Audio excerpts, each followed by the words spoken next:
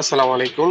দালাল ছাড়া পাসপোর্ট করুন খুব সহজে। কি, কি কাগজপত্র লাগবে ওগুলো আপনাদেরকে বলে দিচ্ছি এবং যদি পাসপোর্ট রিনিউ এবং নতুন করতে গেলে আপনার কি, কি লাগবে এবং যদি আপনার পাসপোর্ট আগে থাকে রিনিউ করতে গেলে যদি আপনার এই পাসপোর্টে জন্ম সাল মানে অনেক বেশ কম থাকে, মানে কম বেশি থাকে। যেমন ২ বছর, ৩ বছর, ৫ বছর ওই ক্ষেত্রে কি বেশি টাকা লাগে কিনা? ওইটা সম্পর্কে আমি আপনাদেরকে বলছি। তো অবশ্যই আমার চ্যানেলটি সাবস্ক্রাইব করবেন আশা করি যদি উপকৃত হয়ে থাকেন।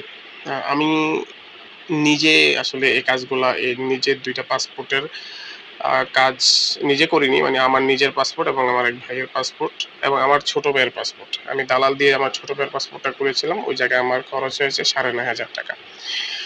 আর সেম মানে আমার পাসপোর্টটা করেছি ওই জায়গায় খরচ হয়েছে আমার মাত্র ৳৯,০৫০। আরেক বড় ভাইয়ের পাসপোর্ট